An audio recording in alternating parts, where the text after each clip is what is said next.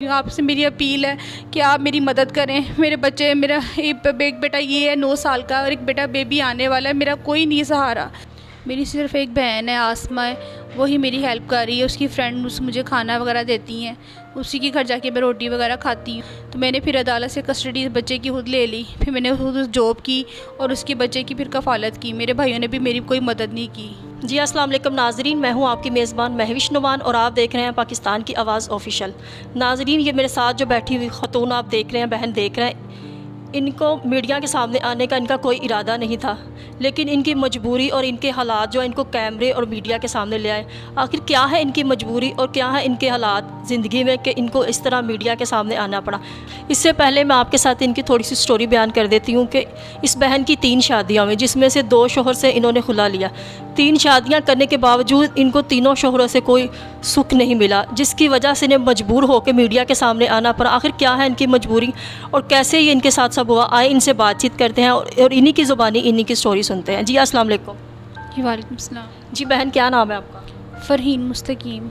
अच्छा बहन, मुझे ये बताएं कि आपकी पहली शादी कब और किस एज में हुई? मेरी 18 साल की एज में हुई शादी पहली, और वो आदमी नामर्द था, तो उस वजह से मैंने उससे खुला ले ली। तो दूसरी जो आपकी बहन शादी हुई, वो आपकी शादी किस एज में हुई और कब हुई? 2011 में शादी हुई है दूसरी। वो हमारे ये घर के पास ही रहते थे वो। तो यानी कि वहाँ पे जब मेरी शादी हुई है तो वहाँ की औरतें वो लड़ाकी थी, खालाएँ कज़नें वगैरह, वो उधर ही यानी कि वहीं रहती थी। उन्होंने मेरा घर बसने नहीं दिया। उन्होंने यानी कि लड़ाई झगड़े यानी कि बहुत टॉर्चर करती थी। उन्होंने मेरा घर नहीं बसने दिया। मेरा शौहर बहुत नेक शरीफ था, नमाजी था। ये मैं ना उसको छोड़ना चाहती थी, ना वो मुझे छोड़ना चाहता था। वो मामू के घर में रहता था। वो उसकी जो माँ थी वो बेवा थी, यानी कि अपने भाई के घर रहते थे वो। तो वो सिर्फ एक ग़ुलाम की तरह वहाँ पे रहता था। उनको जैसे वो हालें चलाती थी, जैसे कज़नें चलाती थी, वो वैसे ही चलता था। तो हमारे इसी वजह से लड़ाई झगड़े रहते थे। इस तरह मेरा घर नहीं वो भी बस सका। मैंने उससे भी खुला ले ली। तो उन्होंने जब आपको मतलब बच्चा फिर उन्होंने आपकी कस्टडी में कर दिया, वो मुश्किल तो नहीं था? वो ईज़िली उन्होंने आपको बच्चा दे दिया? मेरी मम्मी ने खर्चा लगाया अदालत से, लेकिन वो खर्चा यानी कि प्रॉपर नहीं देता था। 2500 खर्चा उसके लिए मुश्किल होता था देना। तो मैंने उससे फिर अदालत में अपील की कि मुझे पता था वो इतना नहीं कमा सकता, गरीब था। तो मैंने फिर अदालत से कस्टडी बच्चे की खुद ले ली। फिर मैंने खुद उस जॉब की और उसके बच्चे की फिर कफ़ालत की। मेरे भाइयों ने भी मेरी कोई मदद नहीं की। तो अभी तक आपका कोई बहन कोई भाई आपकी मदद के लिए, जिस तरह की इस हालात में मैं देख रही हूँ आप ज़िंदगी गुजार रही हैं, तो कोई आपके पास आता नहीं? कोई किसी चीज़ की बहन ज़रूरत हो तो हम आपको पहुँचा देते हैं आपके बच्चे के लिए। मेरी सिर्फ एक बहन है, आसमा है, वही मेरी हेल्प कर रही है। उसकी फ्रेंड मुझे खाना वगैरह देती हैं, उसी के घर जाके मैं रोटी वगैरह खाती हूँ। और या मेरी बहन मेरी यानी कि दवाई वगैरह ला देती है। हालांकि वो शुगर की मरीज़ है और दिल की मरीज़ है, वो खुद यानी कि पेशेंट है। फिर वो मेरे लिए खाने वगैरह लेके आती, दवाई लेके आती है, फल वगैरह लेके आती है।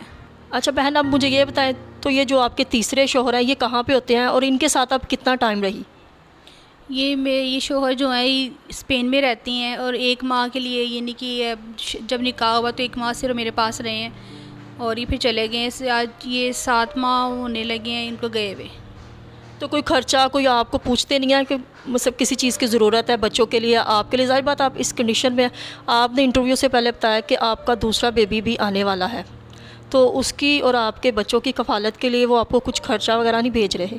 ये स्टार्टिंग में तो 1 महीना खर्चा सही भेजते रहे हैं, लेकिन आहिस्ता आहिस्ता करके ना ये टॉर्चर करने लग गए कि ये पैसे कहाँ गए, वो कहाँ गए। 1-1 घंटा मेरा यानी कि दिमाग खाते थे कि ये पैसा किधर किया, ये किधर किया, यानी कि बहुत टॉर्चर करने लग गए थे ये।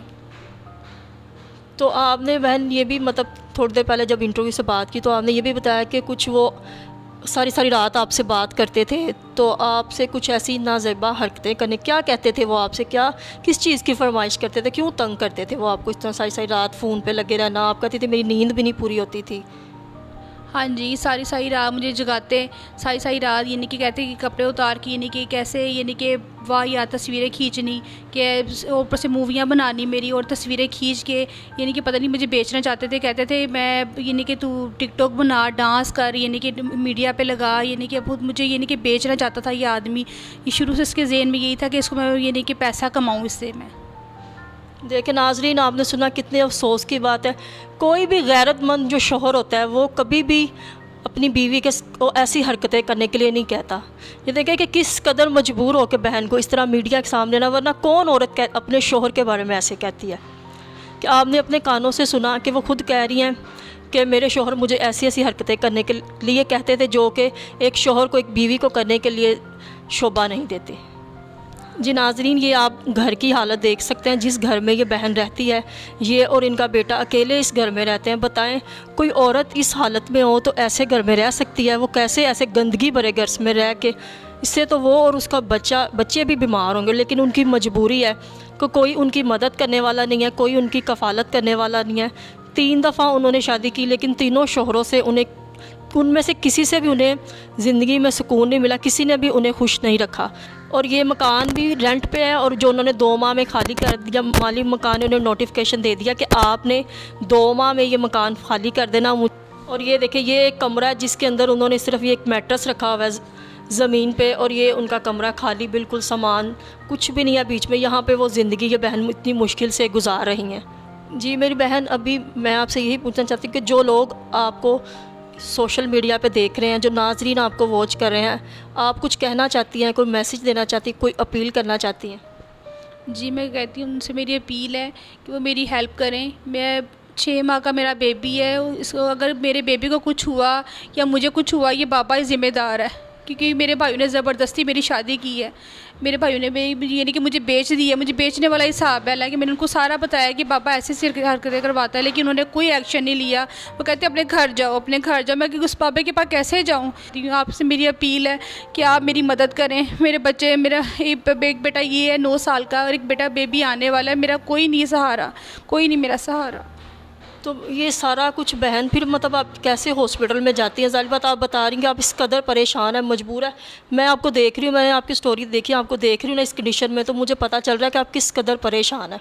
मैं गवर्नमेंट अस्पताल गई थी, वहाँ पे मैंने सबसे डॉक्टरों से अपील की कि ऐसे मेरा मियाँ याश है, उसने मुझे बेचना चाहता है, तो आप प्लीज़ मेरी हेल्प करें, मेरा अल्ट्रासाउंड वगैरह फ्री करें। उन्होंने फिर अल्ट्रासाउंड वगैरह मैंने, लेकिन अभी तक वो भी नहीं करवाया, मैंने कुछ भी नहीं करवाया। शर्म आती है मुझे भाइयों के होते हुए भी, और ये मियाँ के होते हुए, करोड़पति मियाँ स्पेन में होते हुए मैं लोगों से भीख मांगती फिर रही हूँ। जी नाजरीन, देखें इस बहन की आपने सारी स्टोरी सुनी कि किस कदर ये परेशान है, मजबूर है। कि कोई भी औरत अपने घर के हालात इस तरह मीडिया में नहीं लेकर आती। कोई मजबूरी, कोई परेशानी, इनके हालात इस तरह के हैं तो इनको अपने बच्चों को लेकर इस तरह मीडिया के सामने आना पड़ा। तो आपने इनकी अपील भी सुनी कि अगर कोई मुखय्यर अफराद इनकी मदद कर सकते हैं तो वो ज़रूर इनकी मदद करें। स्क्रीन पर इनका नंबर दिया गया ताकि ये जो भी इनकी ज़िंदगी में परेशानियां हैं उनको, और इनका बेबी की जो डिलीवरी है वो बआसानी हो सके, और उसके बाद ये अपना को रोज़गार चला सकें और अपने बच्चों की खुद ही कफ़ालत कर सकें। तो मेरी भी आप सबसे यही अपील, अगर तो कोई इनकी मदद कर सकता है तो स्क्रीन पे इनका नंबर चल रहा है, आप उस पर इनसे रब्ता कर सकते हैं। तो मेरी आपसे ये भी दरख्वास्त है कि ये एक औरत है, पहले ही बहुत परेशान है, बहुत पहले ही तकलीफ़ में है। तो प्लीज़ अगर किसी ने इनकी मदद करनी हो तो इसको अपनी बहन बेटी समझ के तो इसकी मदद ज़रूर करें, लेकिन उस तरह इनको फ़ोन पे तंग ना करें, क्योंकि वो तो पहले ही बड़ी परेशान है। आप उनकी कंडीशन देख रहे हैं कि इस कदर इस हालत में है, ऊपर से इतनी टेंशन वो ले रही हैं, परेशान है। तो प्लीज़ इनको तभी कॉल कीजिएगा जब आपने इनकी मदद करनी हो। इसके साथ अगर आपके पास भी है कोई मोटिवेशनल स्टोरी, अगर आप रखते हैं किसी किस्म का कोई टैलेंट, या आपकी भी है कोई दुख भरी कहानी, तो आप व्हाट्सएप पे दिए गए हमारे नंबर पर हमसे रब्ता करें, हम आप तक पहुँचेंगे, आपकी आवाज़ बनेंगे। शुक्रिया।